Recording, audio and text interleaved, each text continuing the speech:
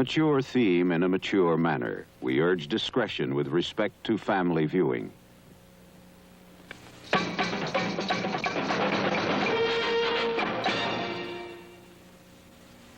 Tonight, CBS is proud to present The 10th Level. Next switch, please. Next switch, please. This is incredible. Yes. Easy. Never seen anything like it. There's been a few, I can tell you. She's not going to pull that next switch. She won't do it. She's caught. She's caught up in the whole thing. Can't we stop? Can't we just stop now? I don't want to do this thing. You didn't reason it was somewhat extreme? You're determined to get an indictment any way you can. But while all this was going on, how did you feel? I couldn't do that to some guy I don't even know, a perfect stranger. I gotta give you the yellow switch, Vogel. I've got to. Stokes, that's your job. No. I won't. But you agreed to the rules. They're bad rules. He's at level 20. He won't go on. I know he won't. Oh, God. You ever kill anybody in Korea? Huh? Stick a bayonet in him? Napalm him?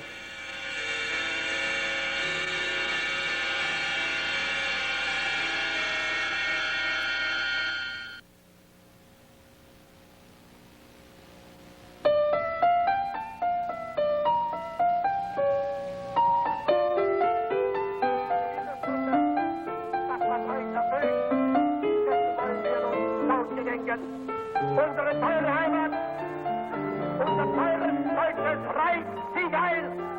For many years, I've been interested in the question of obedience to orders. Obedience to any kind of authority. Possibly malevolent authority. And the question is simply this. What makes otherwise ordinary men and women obey orders which instruct them to harm, maim, kill other innocent human beings? What is the psychological mechanism of this obedience? Why do they do these things to others? How could we test this? That'll be all for today, people.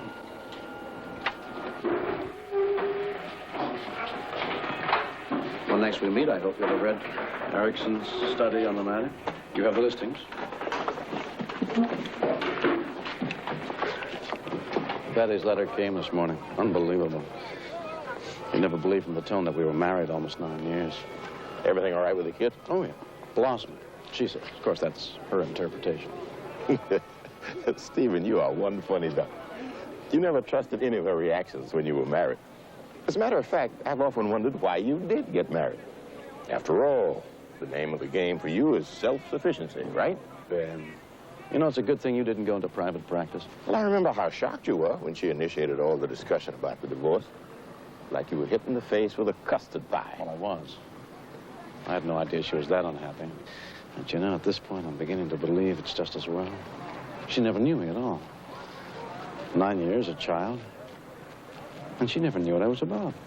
Well, maybe that's because you wouldn't let her into your life without a pass. Sign pass. Stephen. Ben. Hello, Barbara. Fast. The race is to the swift, Babs, baby. Bad's baby. Yeah, every once in a while he feels the need to prove he's with it. Listen, yeah, I've got those dates that you wanted for that mysterious meeting. Now, these are the possibilities. Oh. Well, you don't think it's easy to get a large section of the psychiatry department together in one room at the same time. Without aberrant sex studies involved. Very difficult. Very. You've been so closed-mouthed about all this. I mean, I'm not exactly a spy from a new Gestalt camp. I'm working in the dark here. You'll know very soon. I promise you, Barbara. Are you going to be working on this, Ben? I don't think so. Brookmeyer and McClellan can't make it on Thursday. Maybe they can make a 2:30 session on Friday. No go. They're all trying for an early weekend. Damn. I might be able to get Shaughnessy and Berman.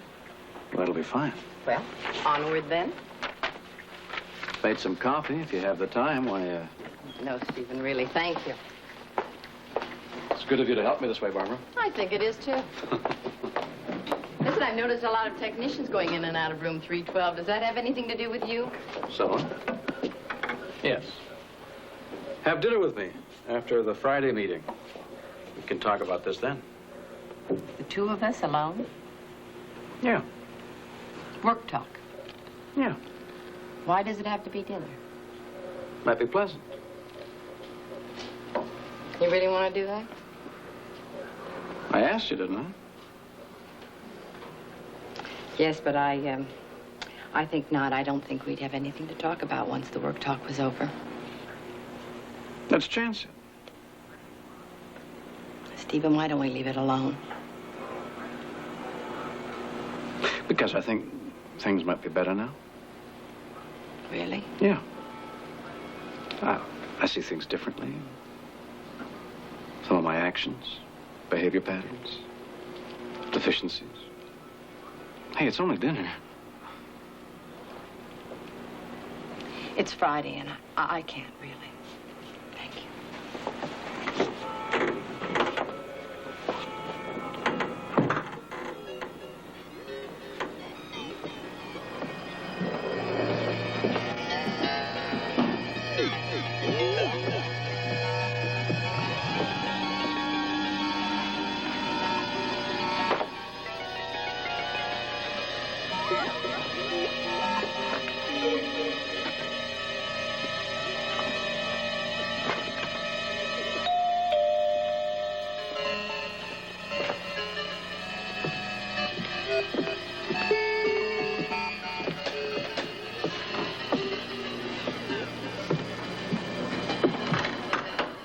Professor Turner? Yeah. I'm a friend of Karen. Karen Firestone? Karen, yes? My name's Barry Dahlquist. Karen told me that you were looking for somebody to do some carpentry work. How do you know Karen? Are you a student here? English department. But I've done some building, so I thought I'd come by and see if you had anybody yet. No, I haven't. It's really very simple work. Just building some shelves for tape and film in the basement. Well, I'd appreciate a crack at it. Come on in and take a look. Tell me what you think it might cost. Oh, I'm going to grab whatever you might offer, which indicates the state of my bank account. This way here. Nice house. Yeah, I'm fond of it. How long have you known Karen? We live in the same building. She dances on my head, you might say. She keeps telling me how terrific you are and how you're into some really great stuff. Does she?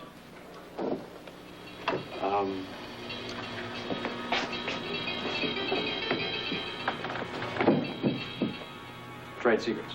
In your trade? You'd be surprised.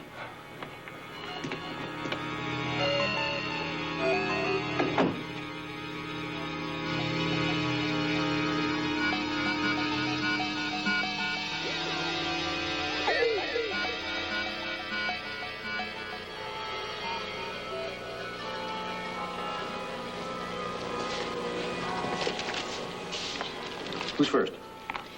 Mr. Michael Mancuso, white male, 43, married, 2 children. He's a civil service worker. Testing. 1, 2, 1, 2. Karen, put that light on that card, will you? I want to make sure every detail's clearly seen. Ready to go here, Professor. Uh-huh. Well, send in Mr. Mancuso. Send in Mr. Mancuso, please. You know, I've got butterflies, sort of. Isn't that silly? Possessed by science, how nice. Excuse me, Professor. Mr. Mancuso, Professor Turner. Pleased to make your acquaintance, Professor. Pleasure, man. Please sit. I want to thank you very much for volunteering to help us this way. Well, I saw the letter at the bulletin board in my office. I figured it might be interesting. I try to keep myself interested in things. My wife and I come to see plays at the university here. Good. You signed our little form pledging to keep this proceedings confidential. Oh, yeah? Well, what we're going to do here today is really quite simple, Mr. Mancuso. I'm going to explain something to you, and then I'm going to ask you a series of questions about it. Shoot. What I'm going to describe for you is a hypothetical situation. Right. This hypothetical experiment concerns itself with learning. That is, we're going to ask the question, can you make someone learn something by punishing them? When I was a kid, if I didn't do something right, my father would take his belt off, you know? Well, yes. He probably gave you a few licks for your own good. Well, after a while, he just had to undo the buckle. I ran in and did my homework. Well, then you know what we're trying to do. Oh, yeah. Let's say two people volunteer for this experiment. You and Mr. X. And you become what we'll call the teacher. Mr. X becomes what we'll call the learner. What happens next is this. Mr. X is taken into this little room here and seated in this little chair here. What are those wires? I'll get to that in a moment. Mr. X has a microphone in front of him for emergency communication and a buzzer, which he presses, that sends back certain signals, like here, to you in the control room, where you are as the teacher. Got that so far? Yeah, he's in there, in the chair with the buzzer, and I'm in here. What's the machine? In a moment. What happens next in our imaginary setup is this. You're given a list of words to read to Mr. X in his little room over the microphone. An adjective and a noun. Let's say big car, for example. Pretty shoes. Pairs. Pairs. You read him 4 pairs of words, one after the other. Then you go back and you read him an adjective. And he's supposed to remember what noun that's paired with and signal you with the buzzer. Got it. You want to know about that machine? This is a drawing of an electric shock generator. It makes electric shocks. And as you can see, it has 25 switches here. And each switch applies a little more voltage. That is a stronger and stronger shock. And it applies these shocks in increments from the first switch to the last, this yellow one here. That says extremely high voltage, danger. I don't get it. Well, the shock generator is connected up with the chair with the learner in it. And you're at the controls of the generator. Huh? It's quite simple. If the learner buzzes back the incorrect choice, you press switch number 1. I give him an electric shock. Yeah, it's true. It's like your father's strap. It's a very low 18 volts. Lasts 3 seconds and cuts off automatically. It would gently prod him, hopefully, into remembering the right answer. And if that happens, then you go on to the next set of word pairs. I see. But what if he gets that pair wrong again? Then you go to switch number 2, a slightly stronger shock. Yeah. How hot would that last one be? 450 volts. Now for the question, and I want you to give me as honest an answer as you can. Knowing the hypothetical plan, how would you approach this experience? How far would you be willing to go to teach the learner? How far would I go? Yes, how many switches would you be willing to pull to get the desired result? I don't know. I think I might go along with shocking the guy a little. A couple of times, maybe 3 or 4, 5. You know? But if he kept being wrong and was dumb, maybe, and I could see he's in trouble, and I'm going to really have to sock it to him.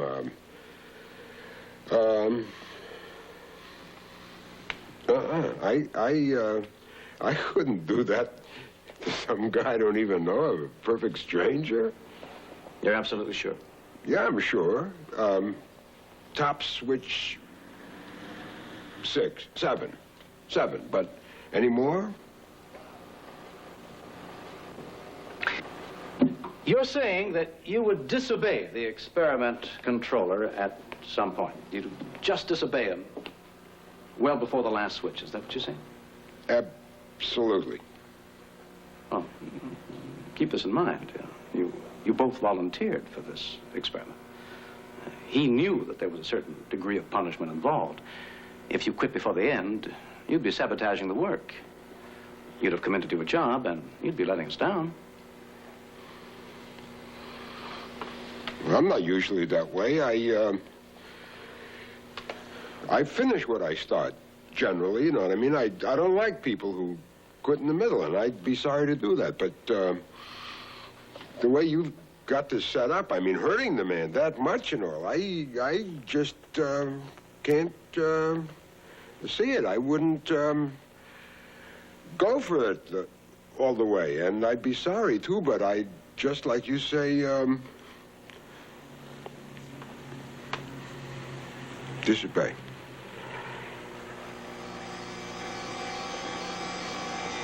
What did you say? The learner in that room might actually complain to me? Well, if we follow the logic through, Mrs. Carroll, and the learner does have means of communication possible to him, he might at some point feed back a complaint about pain or discomfort, some such thing. Professor or no professor, let me tell you this. I hear that person saying that I'm hurting him in any way, and I'm through. You expected the pain, remember? Never. I can't stand to hurt. Even a fly. I hear a cat wailing, I go the other way. Now, I'm not saying that I wouldn't take a few first steps to cooperate, but more, the idea turns my stomach. No matter what the experimenter said? No matter what he said or did. As soon as I heard someone say I was hurting him, I'd walk right out of that room. Nothing, no way, man. I don't go with any kind of force, any kind of violence. I don't believe you can learn through punishment anyway. As soon as you tell me what I'm into, I won't. Man, you're giving me the creeps.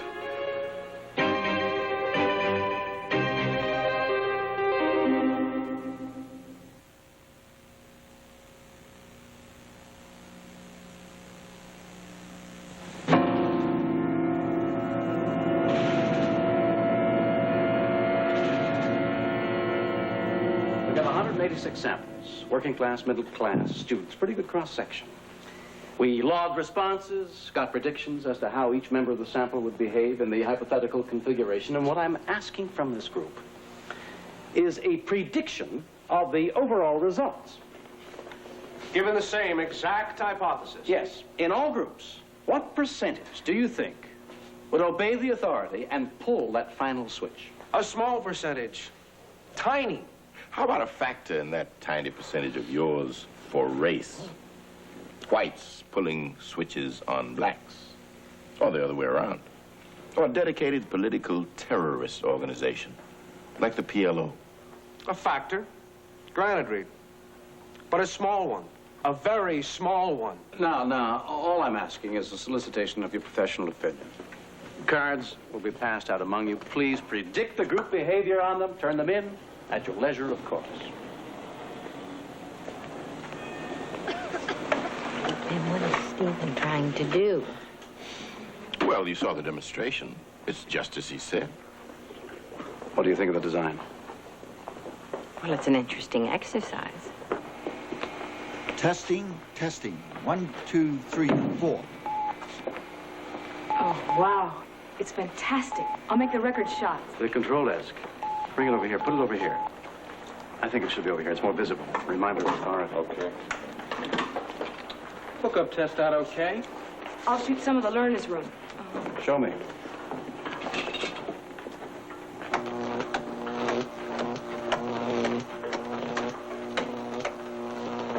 Good work.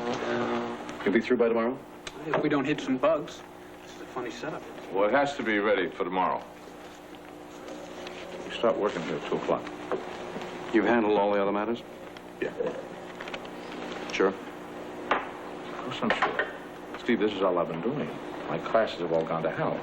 I'll be sure to spell your name right. In the footnotes. I have a list of correlated statistics I'd like you to work. Can I base it on the model you gave me for the cat's obedience studies? Sure. Hi, Professor. I told you I'd be working this afternoon, remember? Oh, yeah. How you doing, Karen? Fine. Really good. Hey, guess who I saw yesterday? Stu Edelfry. Stu? Crazy Stu? Yeah, he was doing a cartwheel right in front of the statue of old Hiram Rutledge. When that bugger came up, he was thumbing his nose. Excuse me. Oh, I'm just going, Professor. Oh, that's all right. How are you? Okay. Where'd you get these? They are about the tackiest things. Prison, Germany, in July 1957. Conducted by R.L. Desmond of Oxford University. The interview is with Karl-Heinz Baumeister, age 56. Baumeister was an SS Hauptscharführer and for 3 years was the deputy commander of the concentration camp at Felsenbergen. He was convicted by the War Crimes Commission of personally administering death by air bubble injection to over 100 inmates, mostly gypsies and Catholics. Baumeister is the father of... You wanted to talk about some campus people. I couldn't stop him. Seems like a nice young man. I guess so. I don't know him very well. You dance on his head, he says. Very funny. I live upstairs, period. He's a friend of my brother's from the Army. So I introduced him to the building manager, and now he lives downstairs. That's all there is between us. It's hardly necessary to tell me how long. I simply wanted to. It's been a long day. So, I have to go out to dinner tonight. We're going to get into those subject profiles. Can you take 5 minutes to relax? I absolutely insist you take 5 minutes. Look at your shoulders. You're as tight as... Come on, sit down. Sit down. Once we get into the real work, you're going to get tighter than ever. You know that. Probably. Come on.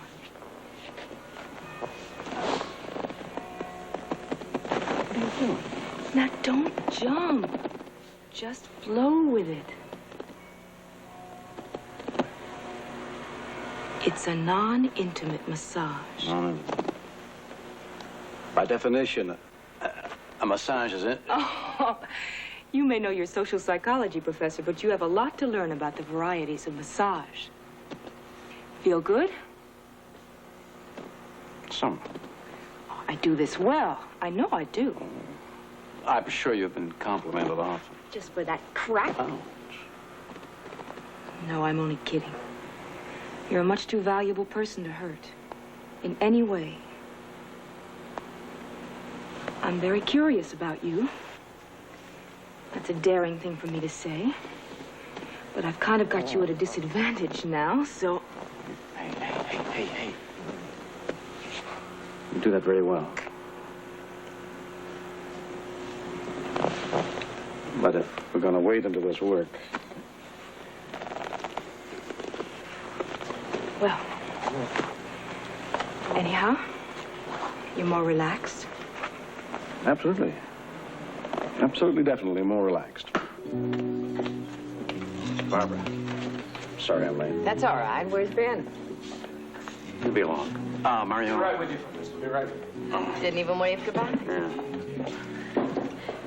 Barbara. Tomorrow, we begin the first test runs of the program. On the 3rd floor, we're all set up. You mean you're actually going to run? Yeah. It's not just an exercise. You knew that. No, I didn't. Oh, I assumed you'd understand that without actually going into it. That's quite an assumption. Well, that wasn't big secret. Just secure. You mean that you're actually going to do them as you explained in the meeting? Yes. Yes. And I need your help. My help with this construction? Well, I've built a necessary illusion. An incredible one, if I understood those drawings correctly, and a bit fiendish in concept. Fiendish? Well, thank you for the characterization. Stephen, this has possibly. I know what it has and what it hasn't got.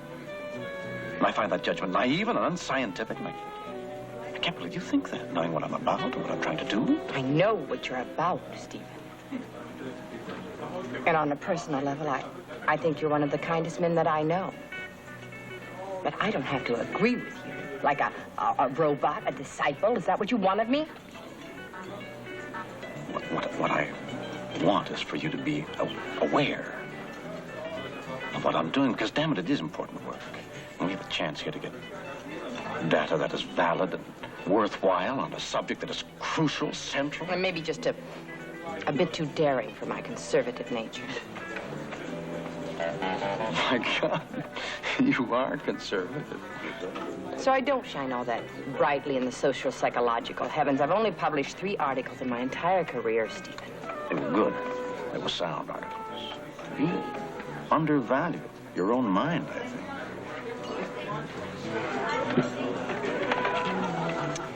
You really know how to get to me, don't you?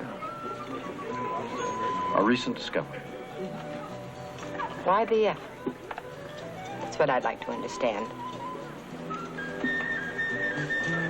Because I keep remembering that you're one of the few people who appreciate the value of shared silence. Too much of which can be nothingness. Together, alone. I didn't want that. If that's what happened. It happened. Much. It's impossible. You feel this way now, I know, but... I mean, you reach out suddenly, warmly, and then you pull back, and I can't touch you. I'm like anybody else. It wouldn't be that way again. Stephen, let's not do this anymore. It's too destructive. I'm sorry. I'm truly sorry.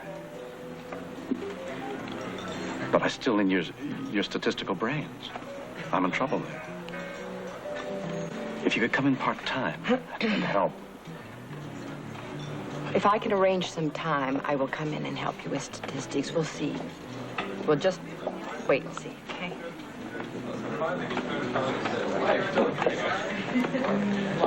You lovely people. Not ready yet. I'll be back then. I've been coming here too long for that. White wine and ice. I'll have the same. Martini for me, dry. I'm older than they are. Well, you two have a nice chat. Ben, you knew from the beginning this was to be full dress, didn't you? I had to fill him in with some technical details, of course you knew.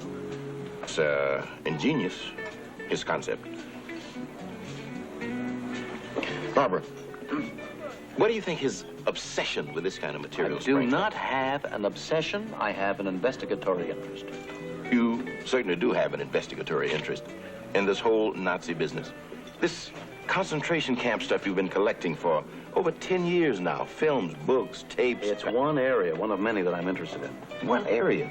Really, listen to the man. Steve, I'm sure you've done other things, but this one is it. This material is something you feel in your guts for some reason. That's for sure. Now, I have an interest in, well, genocide. Sure. But for totally different reasons.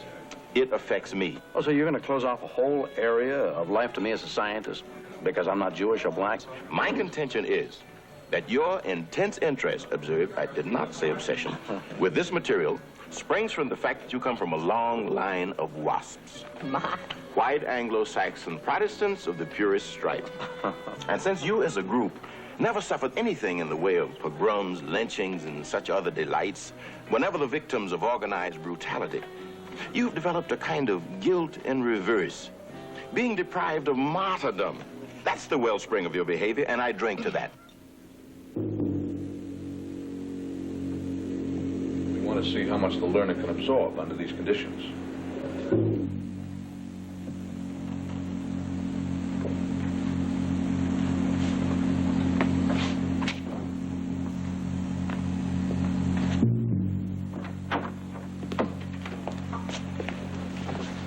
Well, it's guinea pig time, partner. I'm Professor Turner. I'm very pleased you're here today to work with us. Mr. Dennison, Mr. Vogel. Mr. Dennison? Harry Vogel. How are you?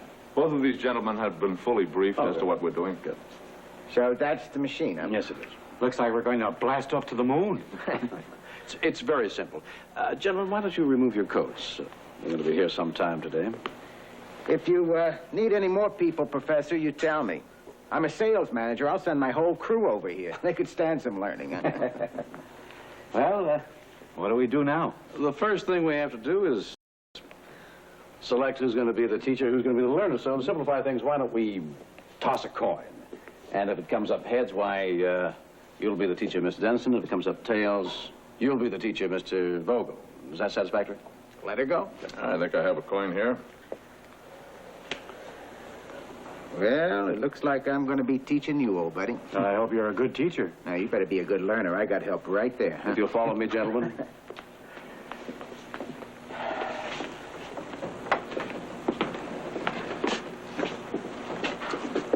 Well, it's like he said. It's just a chair that's been wired. Here are the buzzer controls for your answers, Mr. Vogel. Yes, I see. Looks a little weird. No offense. I'm sure it's a very important experiment. I know that Rutledge only goes in for top research. We talked about that, my wife and I, when we saw that ad, but still, how hard is that going to be if I have to hit a switch? It really can't be very much, can it? Well, I'll show you here. Put that electrode on that hand and hold this one with the other. And I'll show you the first level. Dr. McBride, will you test the first level, please? That's it? That's the first switch, yes. Nothing to it. Oh. No, that's just a little tickle, that's all. I'll take your word for it. Mr. Vogel, you can help us out by sitting yourself down, if you will. Yes. Believe me, I'm going to learn good and easy. Put your arms on the chair arms, please. Mm-hmm. That's it. Mr. Denison, if you'll strap down Mr. Vogel's other arm. Okay. That's to prevent any excess involuntary movement. Professor, I don't want to be a sissy or something, but could I get hurt in this thing? I don't mean the shock for the moment, but later on? Oh, no, not at all. Well, to be quite frank with you, it could be momentarily quite uncomfortable in the higher ranges, but no lasting effect at all. Gentlemen, either one of you, if you have any doubts about what's going on with this experiment, please say so now. Yes, No. I'll give it a try. The old college spirit, you know, Professor. Buddy, this team's going to go through this like a hog through grease, huh? Miss Denison, if you'll get that electrode paste there and apply it to Mr. Vogel's arm. What's that for? That's to ensure a good connection and to prevent the possibility of any burn. You have that, Mr. Denison? Oh, yeah. Strap it down in this manner here. You okay, Mr. Vogel? Oh, yes, sure. There you go. Okay. All right. Let's start, shall we? Mr. Denison?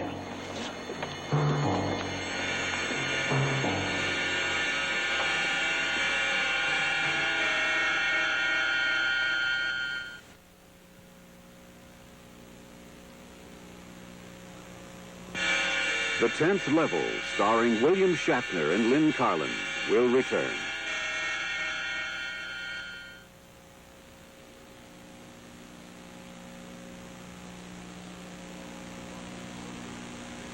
The following program deals with a mature theme in a mature manner. We urge discretion with respect to family viewing.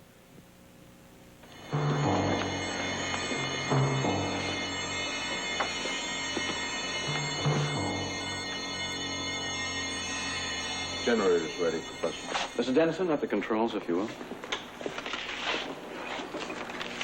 Here's the word pair listings. Mr. Vogel, we're ready to begin. No need to respond. Look them over.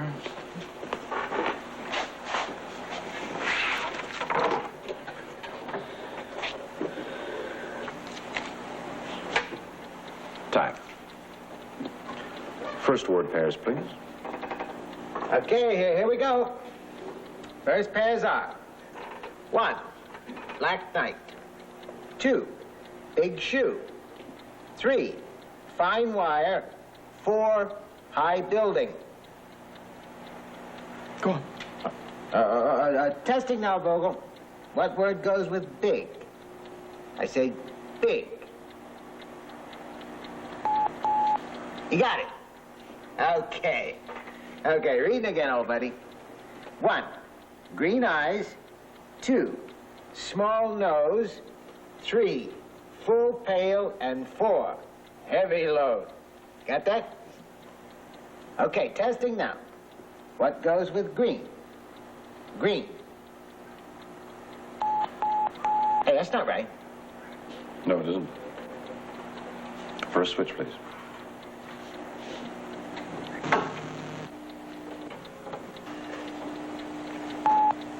Hey, look at that, he got it.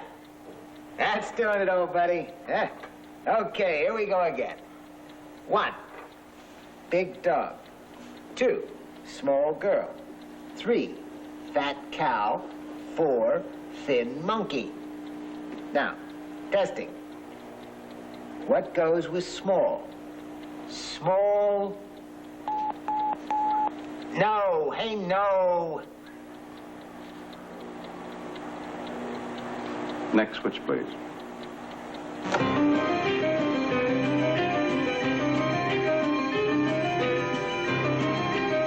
Next switch, please.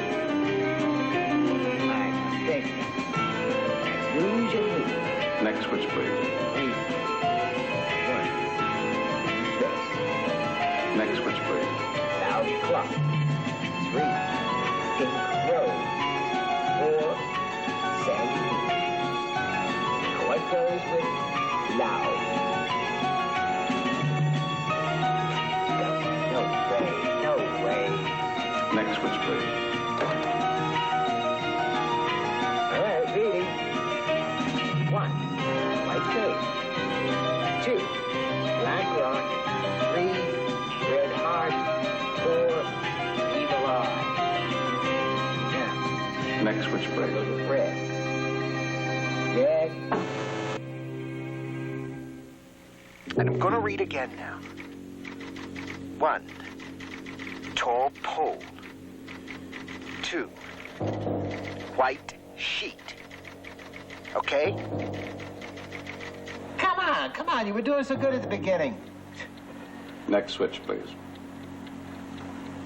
Hey, we're up to number 10 already. Yes, we are. Hey, get with it, Vogel. Come on, get with it. What's that? Let's continue, please. Wait a minute, did you hear him? He's probably tense. Let's go on, please. More? You still have a page and a half left to go. But he's groaning. He's probably tense. Let's continue, please.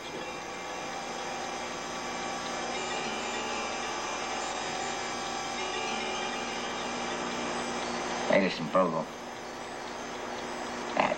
Take it easy now, huh? Come on, just take it easy. Everything will be okay. Next word pass. 1, yellow flowers. 2, flat stone. 3, evil man. 4, shiny nails. All right, testing. Testing now. What goes with shiny? Shiny, Vogel. Shiny. Damn it, you're wrong again. You're all wrong. No, it's not 3. Come on, can't you remember anything?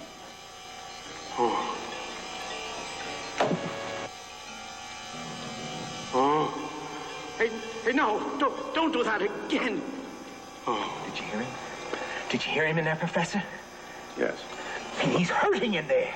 Not very much, I'm sure, and it's absolutely essential that we go on with this. The experiment requires that we go on. We're depending on you. You know that. No, but listen to him. The quicker we get on with this, the quicker we'll get through it. And we'll have a decent result, and not an aborted one.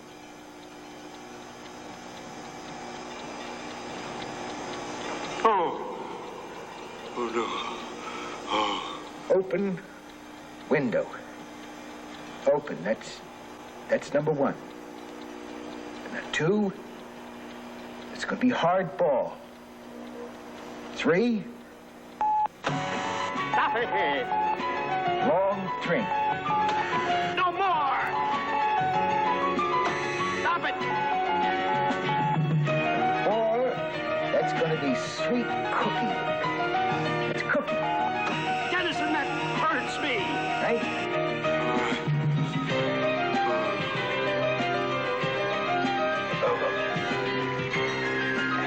Just take it easy. Now, just think. No more, please! No more, please! No more! Bogle. Hey. Bogle! Please! Please let me out! Let me out! This is crazy. This is an experiment you both volunteered for, so let's get some control, Mr. Dennison, and finish. He's screaming in there. He's been screaming ever since Switch 10. God! We're very close to finishing, Mr. Dennison. The experiment requires that we finish, so let's do that. Oh, please. Now, look, Bogle. Now, listen to me, bud. Now just listen to me. Look, I'm not doing this on my own, see? You understand that? Now, look, just get the next one right. Just use your head and get it right. One, I'm reading, and we're very near the finish line. One is Rich Dowager. 2 is Poor Sport. 3, Orange Sun. 4, Long Finger. What am I doing? What am I doing? Damn you, Vogel, you better get this one right. You dumps. Now, what goes with orange? That's orange, Vogel. I just read it to you. You can remember that, can't you? Can't you? No, you stupid, you dumb bunny. It's sun. Orange sun. Orange sun. Mr. Dennison. That's it. That's the last one. Mr. Dennison. No. Oh, no. I gotta give you the yellow switch, Vogel. No more, Dennison! I've got to! No more! Please! You went to the end. The very first subject went to the final switch, never disobeying. We were all very surprised. This was an average, decent man. He protested, he suffered, but in the final analysis, he did not disobey his instructions. He pulled the final switch on the learner. And that is how the experiment started.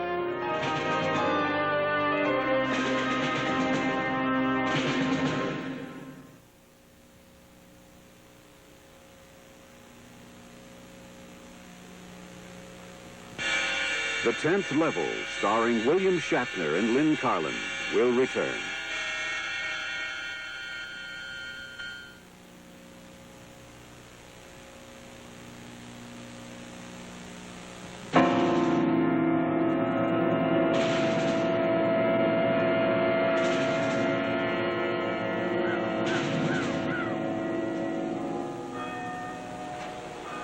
I'm asking you because you'd be extremely valuable, that's why.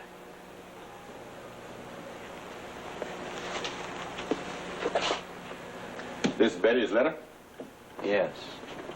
And you're being evasive. I am being careful, which is how I got to have tenure around here long before black was popular. Hey, is this the picture I took? Yes.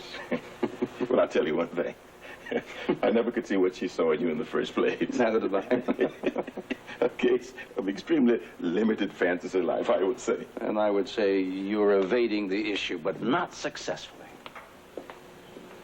Steve, I love the design. It's audacious. And? Tricky.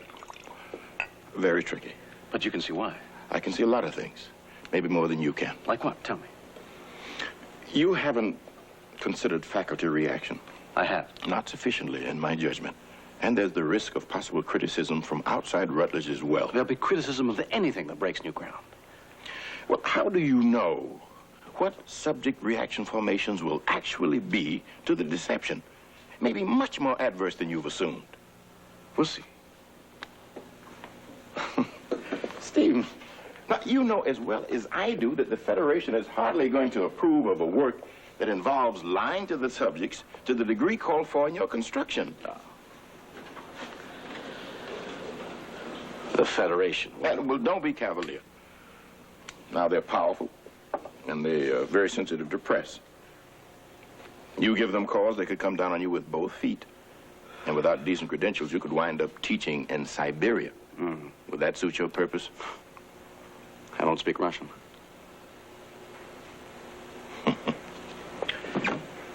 Anyway, you don't need me. You'd be very helpful. You have certain specific insights I respect very much, you know that. Stephen, what you're doing is very important, and I'm anxious to see it go. But what's good and right for you may not necessarily be good and right for me to be involved in for a whole host of reasons. But I will be there, and I'll help all I can. I'm very anxious to see what emerges from this. Now, sir, I'm testing. What goes with the word brilliant? That's brilliant. That's incorrect, Mr. Hughes. I know it. It's one pearl, brilliant pearl.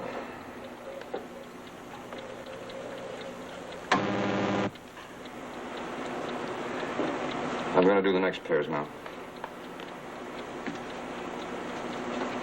If he gets another one wrong, I'm supposed to go to switch 4? That's correct. I got quite a list to get through here. Yes. I could have to go all the way up to here. Let's continue, please. I'm sorry, I can't. I won't. The experiment requires that you do continue. I don't give a damn what the experiment requires. When I answered that ad, I never dreamed I'd be asked to give anybody jolts of electricity for no matter what the cause. We explained the procedure to you in great detail before you took this on. You agreed to cooperate. I didn't realize it'd be like this. Like I worry giving that poor guy in there 54 volts. That's it, I'm finished. But you both volunteered. You could be the learner, he could be the teacher. It's just a matter of chance. Toss of a coin. Suppose that man in there can't learn. What am I supposed to do? Kill him for it? Not for Rutledge University, not for anybody. No one has the right to do this to another human being.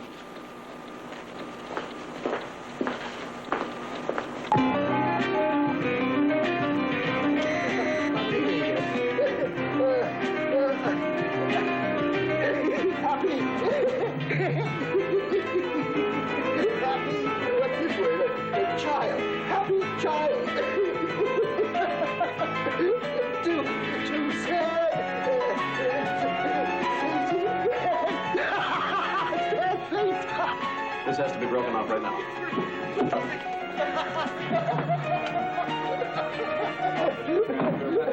In the next weeks, we've tested as many as 10 subjects a day.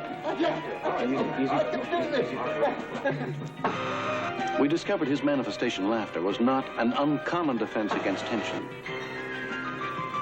We had many varieties of response, some very surprising.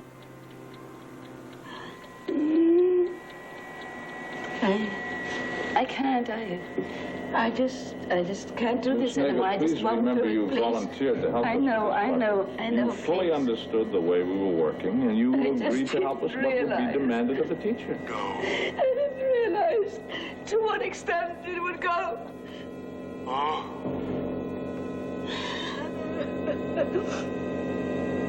Can't we stop? Can't we just stop now? We've started. Please. We have to go ahead and do our job, Mrs. Smith. All right. I don't want to do this thing. But it's a job. The professor says so. It's a job. Ben, this is incredible. You have to do it. Yes. So you have to just try to understand. You just Look at have her. to She's try to falling apart. understand. Easy. I've never seen anything like it. There's been a few, I can tell you. So how can I hurt him anymore? She's not going to pull that next switch. She won't do it. She's caught. She's caught up in the whole thing. Can't we stop? Can't we just stop now? So who's going to be responsible for him if something happens to him? I will. You're just doing what you came here to do. That's all you have to think about. All right. Please. So you have to try to understand. You just have to try to understand.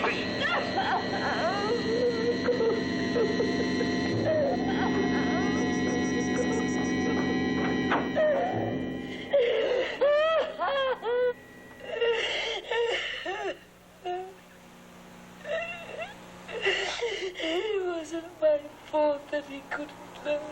I did everything he did. Far out. What we're seeing in these people, the resistance to going to the end of the line, may be the most significant reaction. They just don't come in and sadistically pull those switches, bang, bang. They have an inner struggle not to obey. Their own pain is evidence of that. Listen to this. Just listen to this and relate it to the reactions we're getting. Here.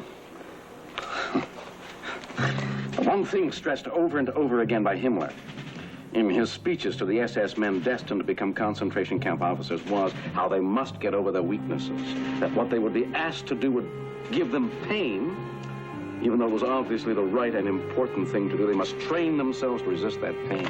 The parallel's hardly direct, but damn it, there's something there. Heinrich Himmler instinctively knew what he must do to turn those men into sanctioned killers. Listen to this.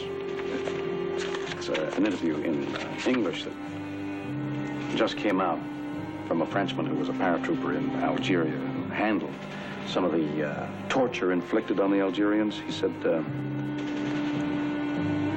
I never felt I was doing those things on my own, you understand? I was just a machine working for the army, and I did what I had to do because they asked me to, told me to. It was the army who has the responsibility, not me. And anyway, these Arabs brought it on themselves. All they had to do was talk, and they would have been given chocolate and croissants. If you're telling me that Mrs. Schlegel and the French paratrooper are the same person. No, I'm telling you that they both had to have the feeling that they didn't have the responsibility. It was an authority. I get your message, Stephen. It's your medium. I saw that woman in great pain. And that's worth thinking about twice. Barbara, do you have any idea how many of these subjects are going all the way and pulling the final switch? Because in the final analysis, some man in a lab coat tells them to. That's what it comes down to. Some man in a lab coat. And they're exactly the same kind of people who, in prediction, said they wouldn't dream of hurting another human being. No matter what the conditions. That discovery is worth thinking twice about, too. Oh, you really do need 100% approval, don't you? 101. Well, the only place you're going to get that kind of idealization is from certain selected post-grad students. It's a little unfair, isn't it? Is it? I have a class. Barbara.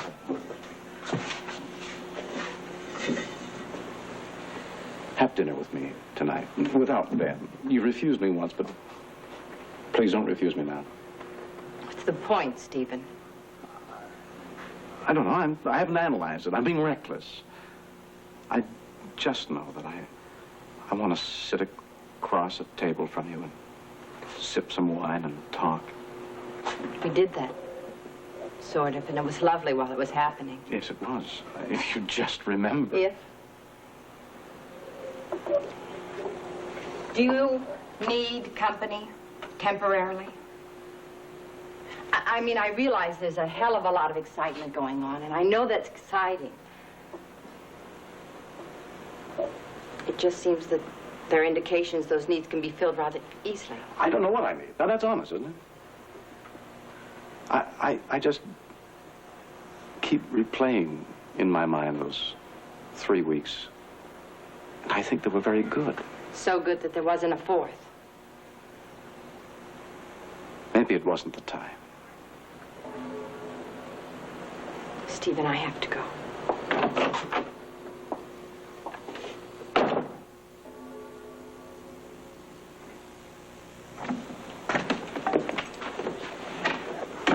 Where's Dr. McBride? We're running a little late. He's inside with one of the subjects. Thank you. Good afternoon. Hi.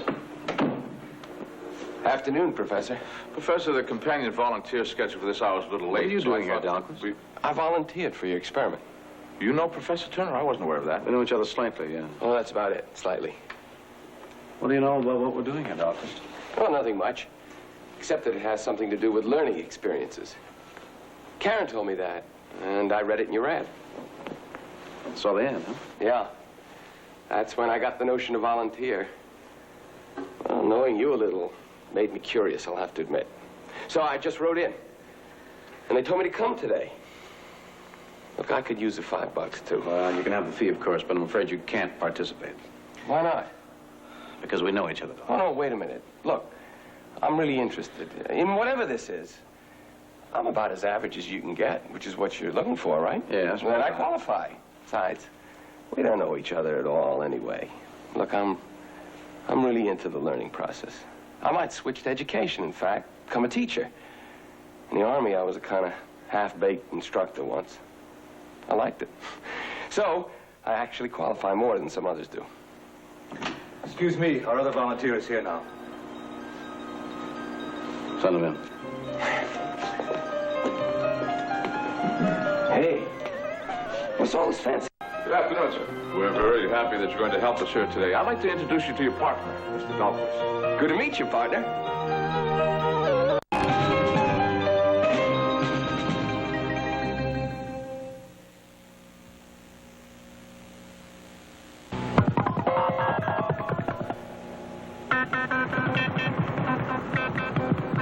Hey, we were doing so good, partner. What happened?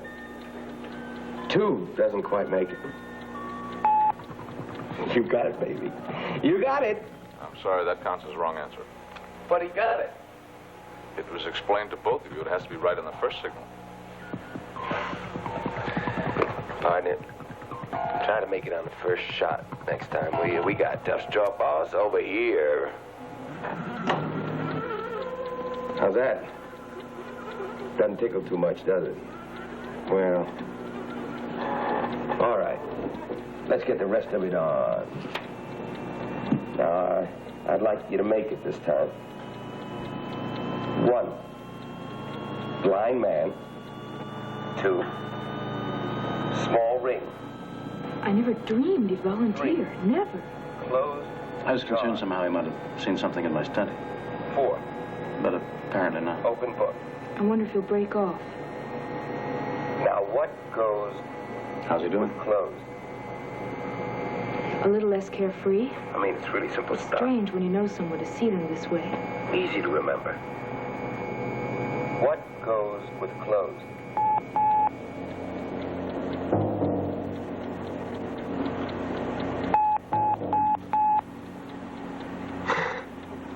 Oh, man. It's not number 4. How could you goof that? I mean, it's really simple stuff. Easy to remember. Just try to make a connection. Push on, please. Now, wait a minute. Look, I'm trying to help the guy out. It's a learning process, right? I already gave him 9 hits. Let's just try to get him over this one. We have to go on to the next switch, Mr. Dahlquist. That's the plan. I know. Yeah, I know.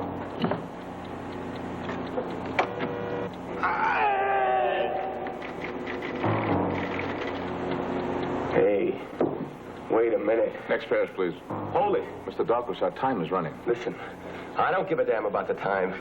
I heard that guy. I heard him. He's not a young man. Don't worry about it. He'll be perfectly all right. Let's go on, please.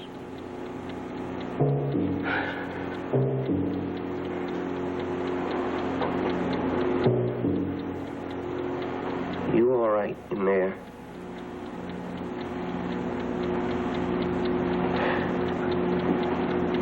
One, black shoe. 2, funny joke. 3, funny joke. That should be easy. 3, big hill. 4, loud bang.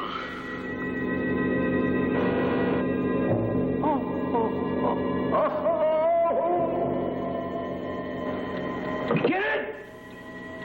Get it! What goes with blue?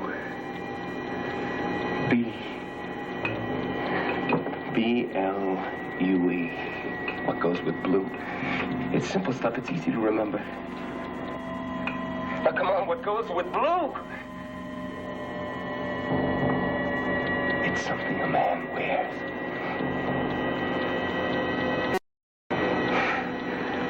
that is wrong. Come on, press the light. I just press the light. Press it! No response counts as wrong.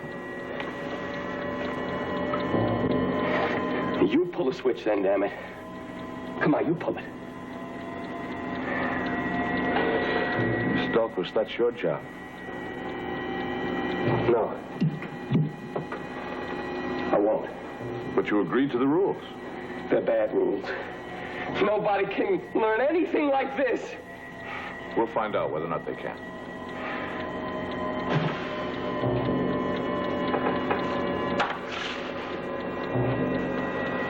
Mr. Dahlquist, Professor Turner has worked this out very carefully. Now, please, we must move on.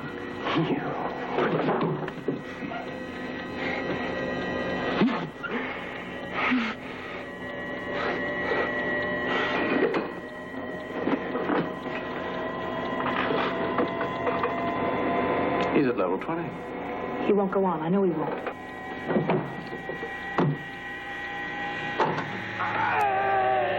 Oh, no. Out!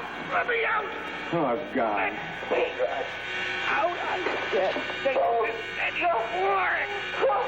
Please! No, Mr. Dahlquist. No, wait, just shut up! Just a minute, I have to explain something. You... No, shut your face up! No, Mr. Dahlquist, please. Oh, no, son of a bitch!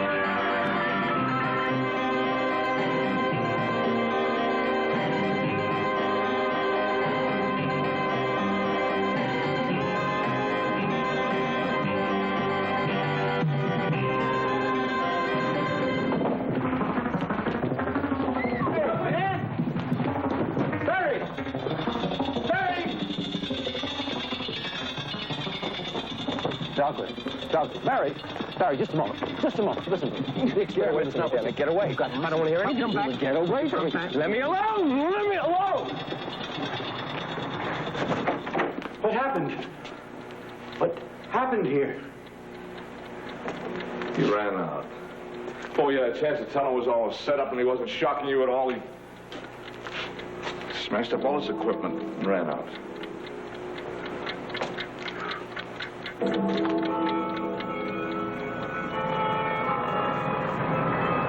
Professor Turner, I feel bound to tell you that the entire Ethics Committee of the National Federation feels this is a most important inquiry. As you well know, the behavioral sciences are fair game in some quarters for constant criticism. What you have done by your experiment adds fuel to that fire. Now, proceeding for the record. You have been charged with violating the canons of behavior of the Federation in that you callously and deliberately disregarded the rights of human subjects in your experiments and have possibly caused them lasting and severe emotional or physical damage. I reject the charges categorically. Yes, we understand that. And expected no less. This inquiry, I thought, was to be exploratory. Preliminary, yes. Should we decide to impanel the full Ethics Committee after this, you will, of course, have the benefit of counsel. Counsel? Yes. For the possible courses of action open to the committee, all have legal force. I see. If you expel me, cut off my work possibilities, you wish to protect me first, I see. We are exploring, Professor. Examining. Let us proceed. We ought to cut right through to the heart of things, I believe. There is a certain Barry Dahlquist, one of the subjects listed. Apart from the propriety of utilizing under the given conditions someone known to you, we understand you haven't seen the man since you finished your experiment. The least Dr. Crossland can do, it seems to me, is not to indicate her prejudices so openly. Why not wait to hear from Professor Turner on the background of his works. Who is speaking here? I'm Professor Benjamin Franklin Reed, Psychology Department at this university.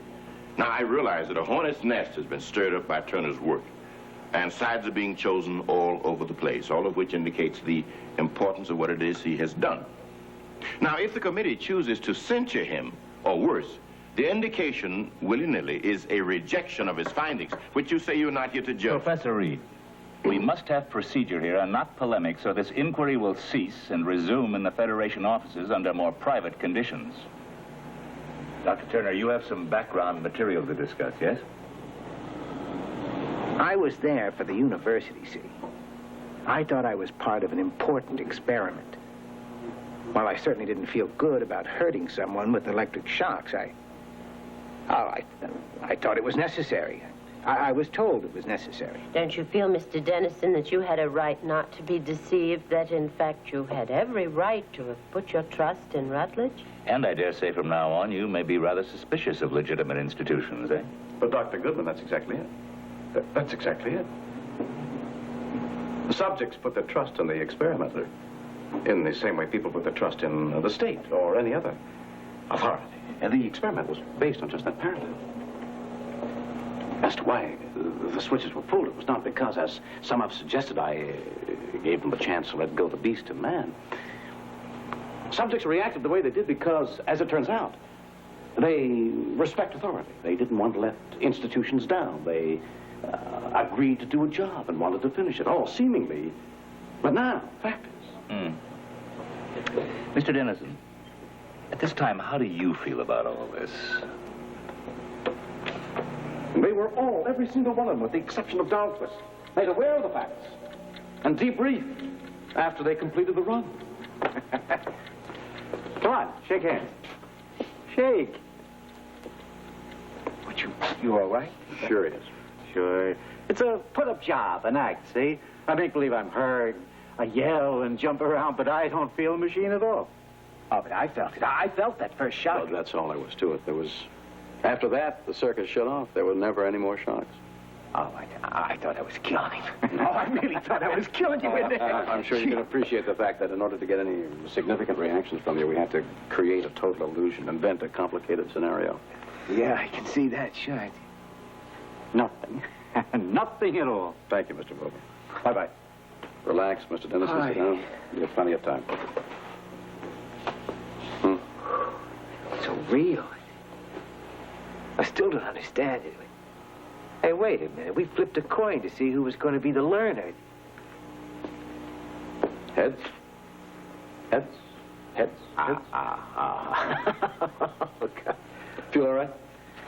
Do you think you could answer a few questions about how you felt during all this?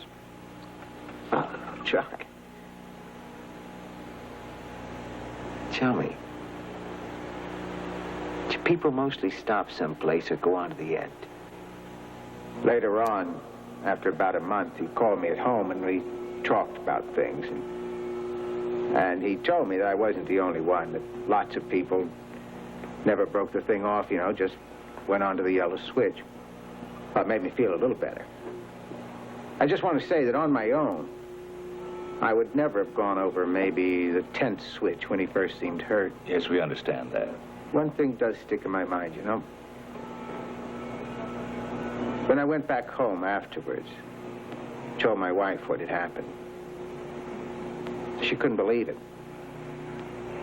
Then when she finally got to understand it all, the whole thing, the switches and everything, and how I had completed the whole series, she looked at me very strangely, and she said, well, now you can call yourself Eichmann. Why did you want a faculty prediction in addition, Professor? Because I was genuinely interested in what we as professionals think about these mechanisms. I suggest there was another reason. There was no other reason. To set yourself up as the voice of truth against everyone else's fallacy? Never. I happen to respect this faculty greatly.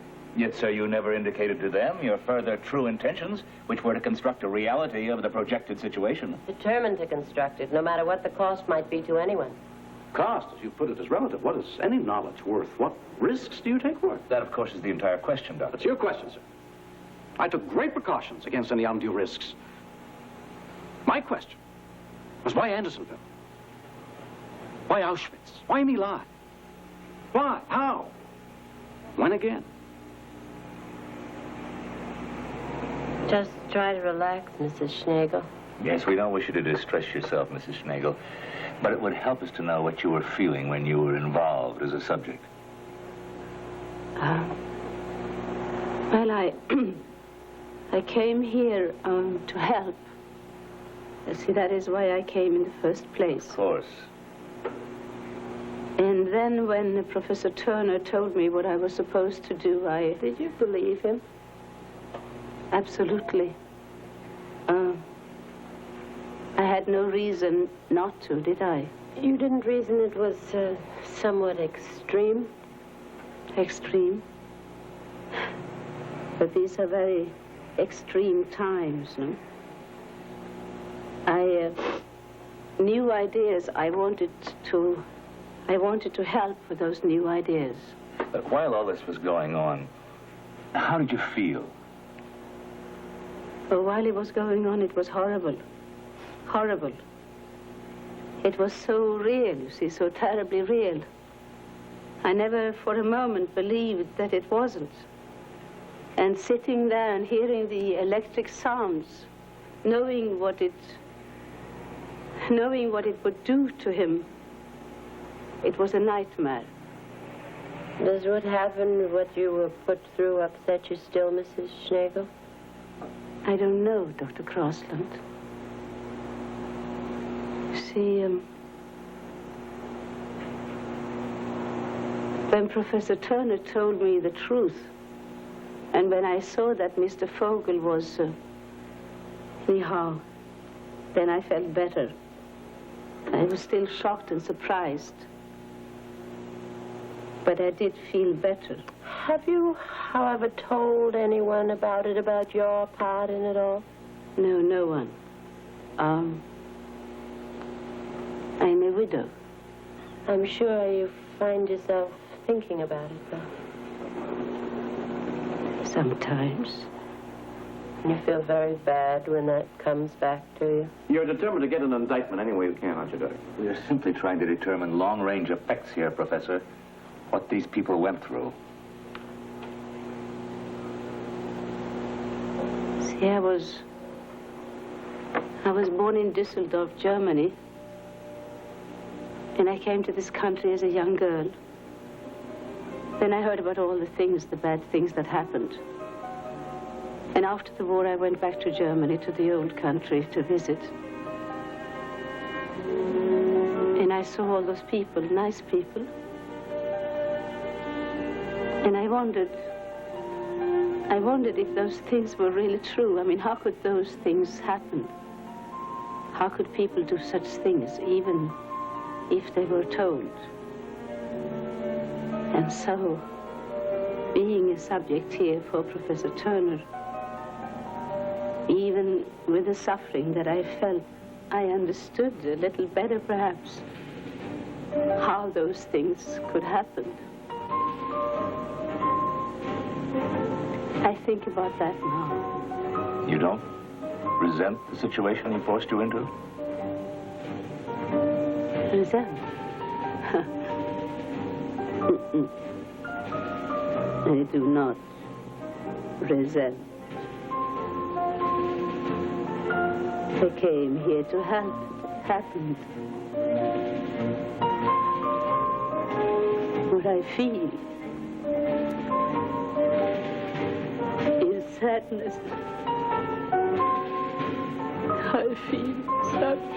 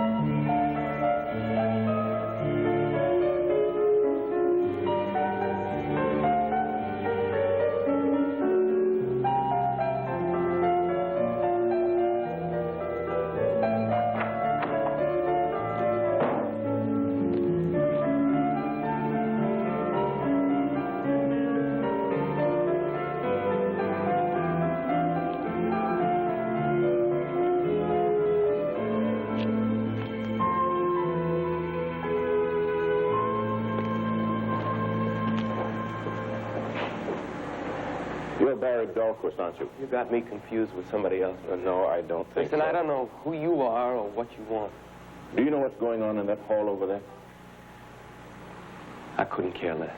Then why are you hanging around outside here? Don't push me, man. I don't mean to. Why haven't you let them contact you? That's my business. They're asking a lot of questions about you over there. Let them ask.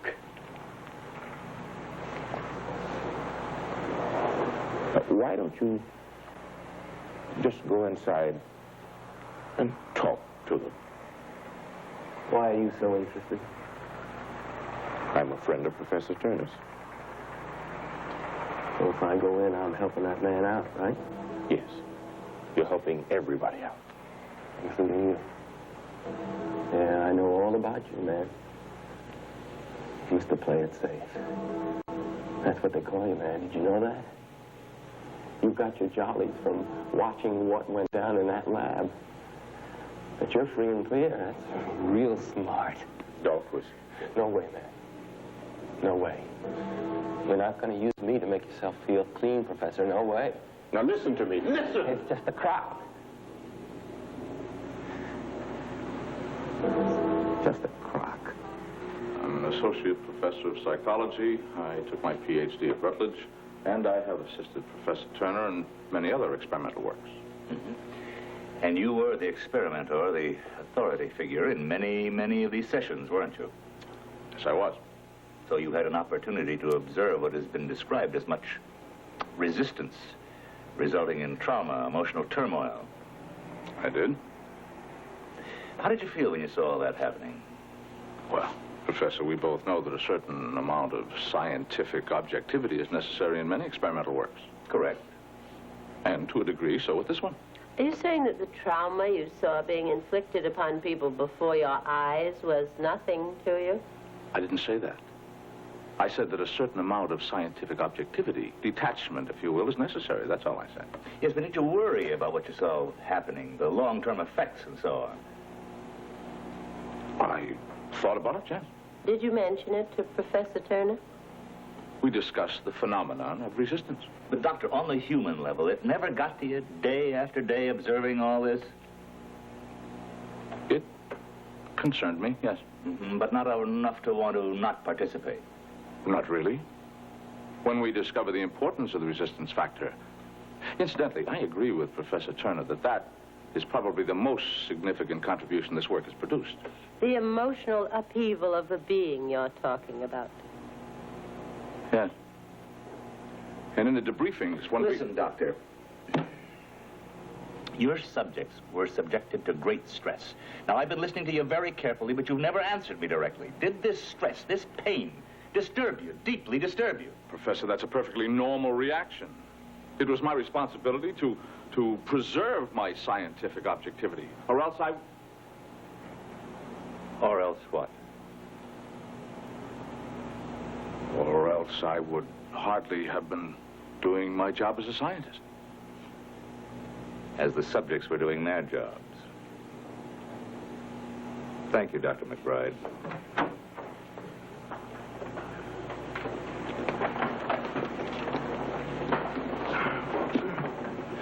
This is Mr. Barry Dahlquist.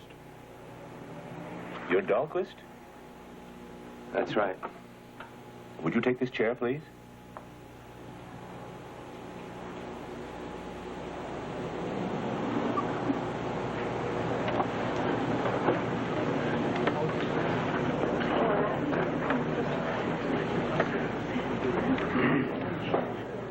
Mr. Dahlquist, you've avoided this inquiry until now. May I ask you why? Because I don't owe you anything. Nothing at all. By you, do you mean Dr. Turner or the subcommittee? I understand and appreciate your hostility, but I Don't try for a 2-minute, 2-bit therapy session, Doctor. What are your feelings toward Professor Turner now? There were violent actions the last time you met. There were. I cracked up, I guess. Have you ever cracked up before? Uh-huh. I screamed out loud in the woods when there wasn't anybody around. Haven't you? Ever? What has that got to do with this? What has that got to do with this? Possibly nothing. Mr. Dahlquist, the last we know of you is you're breaking off the experiment and running away without being debriefed. Do you now know truly what was going on? I mean, the illusion, the scenario? Yeah, I know. But you ran away without knowing. I couldn't take it anymore. Had to get out. I just had to, so I did. I ran. Having visions of that poor guy in there with burns on his arms, smoke curling from his head. I could still hear his screams in my ears. I could see myself pulling switches. Pulling switches. In my apartment, I pulled down the shades and turned out the light. I wanted it dark. I didn't want to see myself. Dahlquist? Dahlquist, let me in. Let me in. I want to talk to you now. Dahlquist!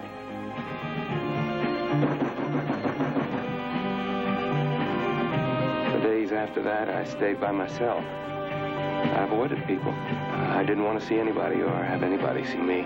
Why? Because somehow they'd know what I did. And I got this terrible feeling that I might have killed that man. I mean, really killed him. I looked in the paper for a story about it. I went over the paper again and again, looking. Barry, it's Karen. Barry, let me in.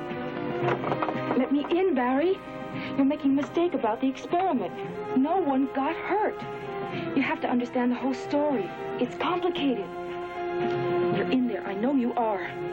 Barry, believe me, I'm not just saying it. You didn't hurt anyone. Barry! I stopped going to classes. Just used to sit in this crummy little bar where nobody knew me. Most of the day just drinking beer.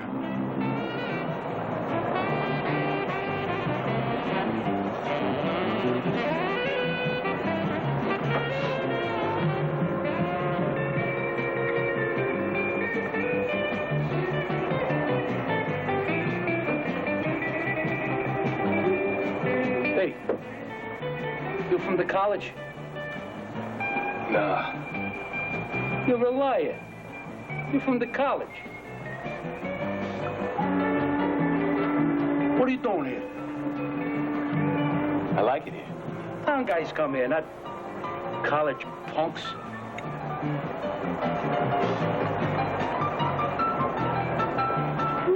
You ever kill anybody? What? Korea, maybe? Yeah. You look old enough for that. Did you ever kill anybody in Korea? Huh? Stick a bayonet in them? Napalm them? You're a weirdo. Since when you let college weirdo punks in here? Gonna get the place a bad name. You got an answer? I want to get out of here. Man, I want to meet you on equal terms. I told you once. One man to another. Come on. What are you trying to do, bug me? No, listen. What are you, a queer or what? Oh, listen to me. Hey, listen!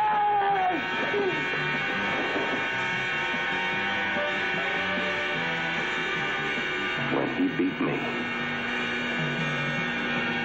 I felt good. I felt clean, as though I were taking a bath, and I wanted to stay in that tub forever. Didn't matter. It was all the same thing. Because I had pulled those switches. You see, staged or not, I had done that believing it was real, and so it was all the same thing, maybe worse. Well, Mr. Dahlquist, the effects of this experiment upon you have been profound indeed. Now, I don't know if we're talking about the same thing. Listen, I thought about this. The effect that that experiment had on me was that it scared me half to death. It scared you? In what way? You see, I was in the Army in Vietnam. I mean, during Vietnam. I never went overseas. But I almost got shipped over twice. And I agonized about what I'd do if those orders came through. See, I was big with the peace and the love beads and all of that. Well, I never had to face that. But I could have been there easily enough, and no matter what I talked with my mouth, what that experiment showed me was what I might have done. How I might have behaved when the chips were down. But that's pure speculation. Not for me. Not anymore. Because I did it, don't you see? You haven't done it, so you don't know what it's like. But I did it. I heard that man screaming for me to stop. Begging for me to stop, and I went on. Well, there's a direct result for you. You've instilled such overriding guilt in this man, such a complex of fears that... No, you gotta stop the jargon now. Just stop the jargon and listen to me. See, there we were behind this machine, and who was standing behind us with a gun, saying, pull that switch? There was coercion, urging, pressure. But no gun, Professor. No gun. Nobody forced me to do it. Except the situation and myself. That's the whole scary point. What makes you think it would have been any different over there in Nam? But you've no right to conclude that. You just don't want to believe what's staring you in the face, man. No matter what I thought of myself before. What I know now is, had I been over there in My Lai, I would have shot dogs, cats, women, children, old men, babies. I would have wasted them all. Just like everybody else.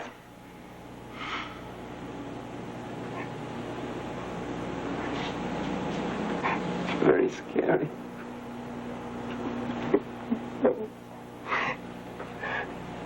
It's very scary to me, don't you?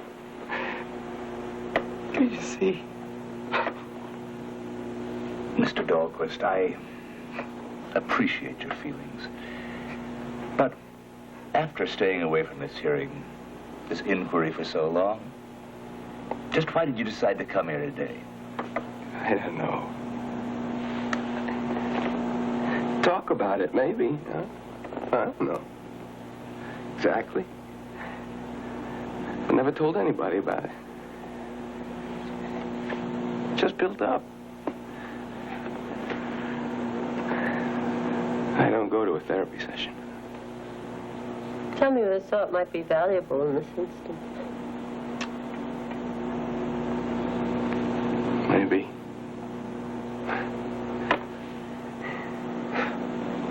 Maybe. You know, I just flashed on why I really did come here. Oh, why is that, do you think? Because I'm grateful to Dr. Turner. Grateful? Yeah. Because, you see, I now know what lives inside of me.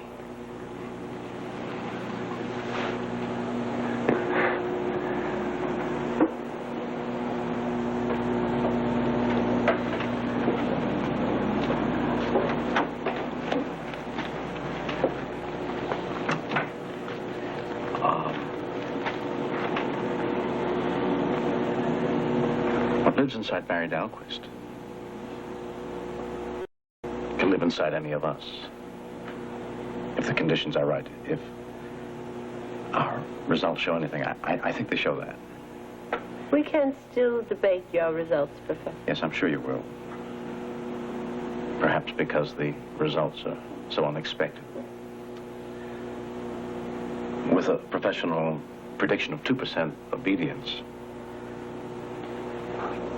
it is now apparent that no matter what we wish to be the facts about the way people behave, over 90% of the subjects went beyond the 10th level where learner objections began. And the facts are that over 60% of the subjects obeyed, did not break off, went to that final switch, which clearly implied danger, and pulled it. Your experiment was an isolated one as to subjects, geographic region. No, your information is not up to date. I have, a few days ago, received from a respected university in France a report with a replication of this exact same experiment. Indications are they are getting 61% obedience, almost our figure. I see that, please? Yes, of course. 1 week ago, I received this already complete report from a university in Germany, where this experiment was precisely duplicated. The figures they're giving are higher than ours. 80% obedience. Well, we'll go through these. Frankly, there have been some surprises here which might possibly make the charges less clear-cut. But we'll make our report to the full committee by the end of the month. This inquiry is now adjourned.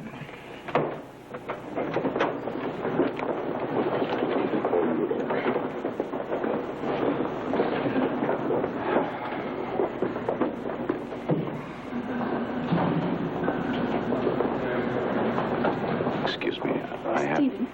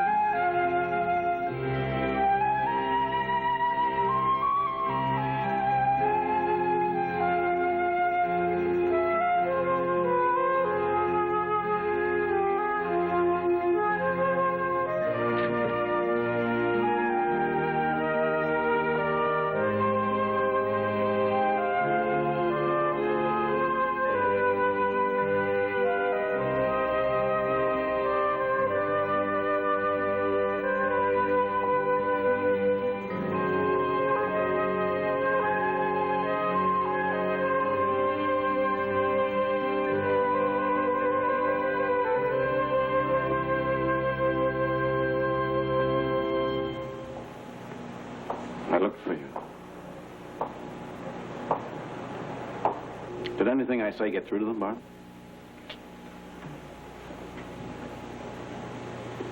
Won't accept my results. They hate my findings, question my ethics. It's just a smokescreen. Smoke? Oh, yeah. Stephen. How can you be so sure of yourself, so smug? You mean you're not willing to admit that there's been damage done to the hundreds that you've tested? Barbara, I've just been through all that. I certainly don't need... No nightmares, at least? Wake up. But you heard them. Even Dahlquist, in spite of what happened. Did we hear the same people? Did we see the same man? Are you so deaf and dumb that you believe them totally? Didn't say totally. Some things happened in that inquiry I didn't foresee. It was unexpected. But still, most of them say... They say they're better people. But when Dahlquist is scared half to death and a man's wife calls him Eichmann, you think these things can be wiped from their psyche? 1, 2, 3? Maybe not completely. Completely, Stephen. You watch them sitting here day after day pulling those switches, and you can't admit to yourself that they were tortured? Momentarily. But what did Dahlquist say? Who forced them to pull that final switch? Who stood behind them with a gun? Yes, 60% went to the anvil. 40% didn't. 40% said, to hell with you, Doctor, to hell with you. Rutledge, I'm not going on. So, weigh the balance. Look what we've learned. Some terrible truths. You've learned some terrible truths. All right. Admit at some cost. That's all I ask of you. Free yourself enough to say that to me. Can you be ice? No. No, I can't believe that of you. I've seen you twitch in your sleep at night. Make little sounds. Reach out for me. Can you be so unfeeling, unyielding, unneeding? Stephen, stay there. Are you so sure of yourself? I mean, you put those people through the ringer.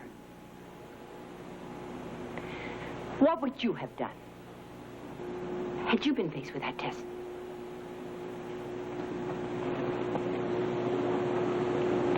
I hope I would have disobeyed.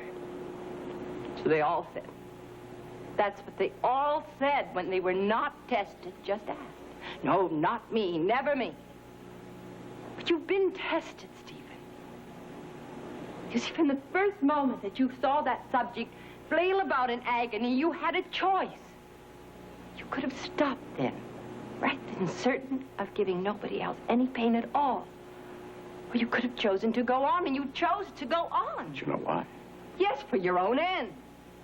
My ends? No. What did I have to gain by witnessing Your pain? ends, which were knowledge. And for that, you knowingly inflicted pain. I don't deny the pain they felt. Deny it, you measured it. But you have to understand, I felt... It doesn't matter what you felt. You went on and you failed.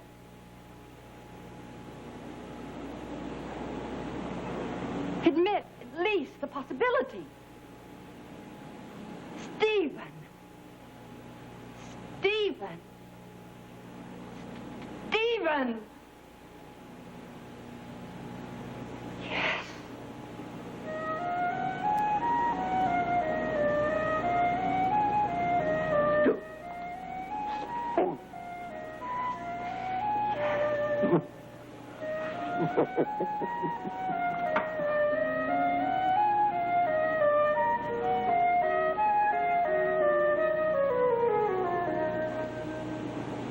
Enough. Enough pain. This place has seen too much.